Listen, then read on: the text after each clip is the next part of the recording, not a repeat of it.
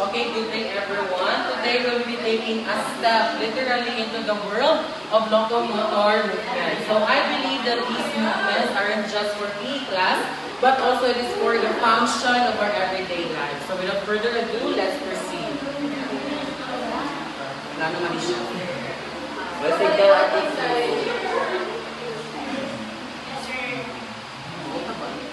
Okay, locomotor movements, these are done by moving the body from one place to another.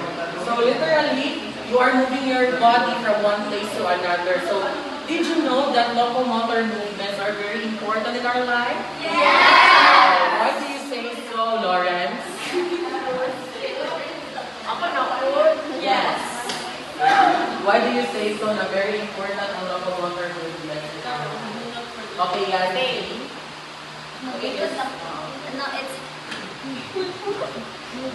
important because through locomotor movements we are able to change the displacement of our body from point A to point B. So if we utilize locomotor, we are able to walk around, move around, grab things, move around things, and like put displacement of the specific things. Okay, thank you so much. Actually, that's correct. Let's give a hand to Lisa. Okay, alright. Let's proceed to... Okay, let's have the first locomotor movement. So I believe each locomotor movement has a specific purpose. So allow me to compare a specific or each locomotor movement in our lives. So first, we have here walking.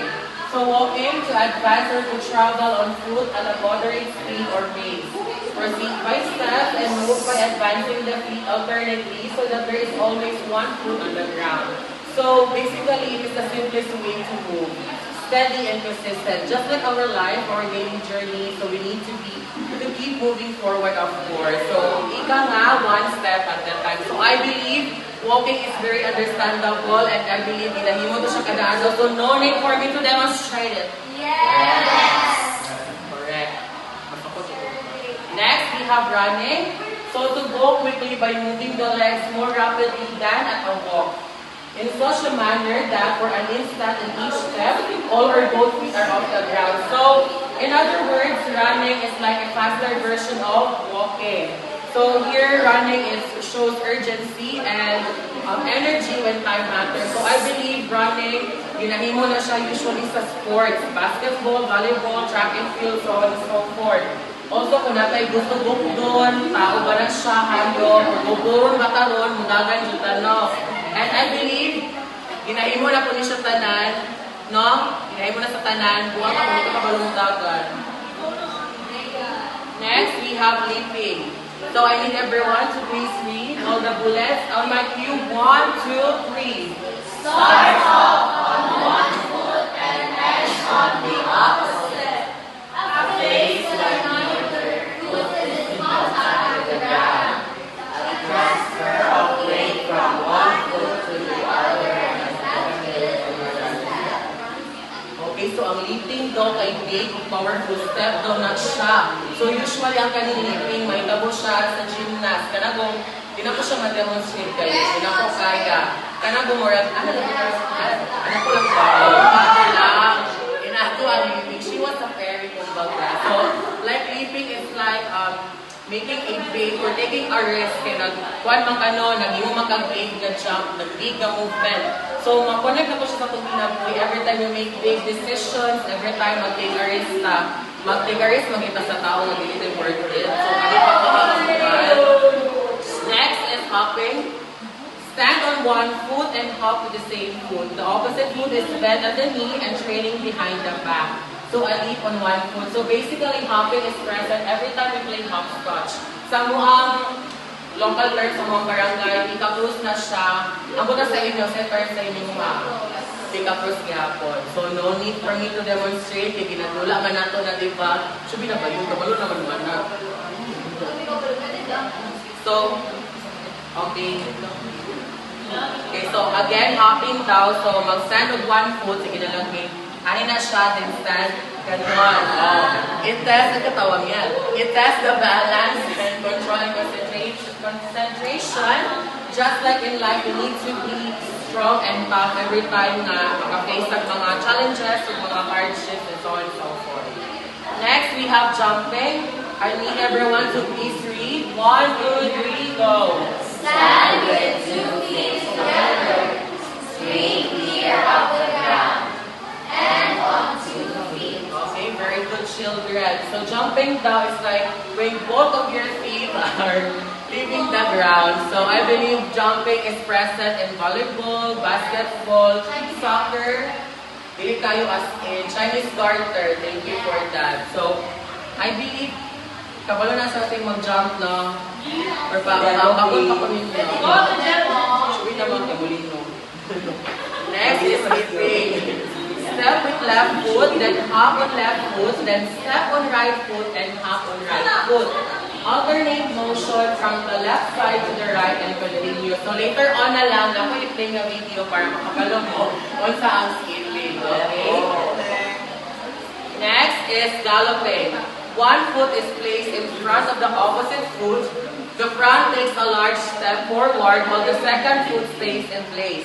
The back foot takes a step forward but always stays behind the front foot. So let me, nganong kabayo siya, kaya usually magod ang galloping, sa kabayo siya ma-compare manggod. So banto, kabayo akong liputan, right? I'm a horse.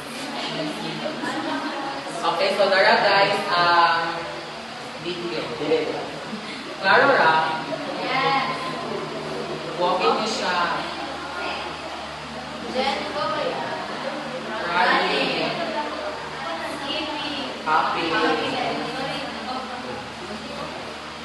Jumping. O, diba? Maganda. Skipping. Ano na siya? Then, sliding. Dapat is-sliding. Wow! Then ang galloping, ako na lang like correct. Ano ba ang galloping like this one? Then the biggest pause. Yes.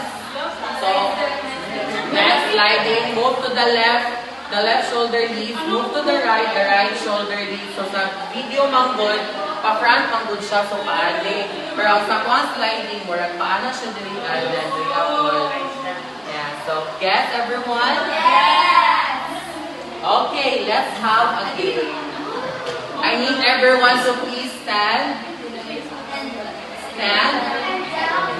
Or really, I can take a video here. Ilang angle. Take a picture. Video is allowed.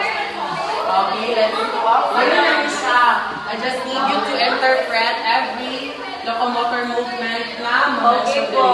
Okay, children. Dili. Okay, children. We're exploring the jungle. Walk slowly. Very good. So we don't scare the animals. Oh no! A monkey just stole our food. Run after it. Run, children. Run. Careful. There are stones on the path. Hop across them one by one. Hop. Okay. After that, a fallen log blocks the way. Jump over it together. Jump. Okay, wala pa ha? The ground is muddy. Slide carefully so you don't slip. Slide everyone. Slide. Iba na. So we found a friendly horse. Gallop with it through the clean clearing. Gallop down.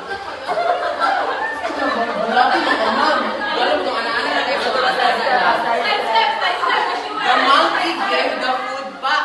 Keep hopping back to the top. And of course, one last leap across the river. And we made it. Okay, thank you so much for your participation. So before I end the discussion, done everyone.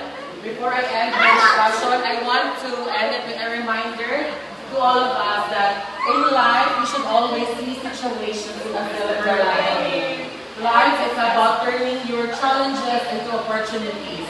Locomotor movements reminds us that no matter what step we make, either we walk slowly, we run so fast, we jump carefully, what matters the most is that we are moving forward. That every step counts and every movement we make is like pushing you closer to your dream. So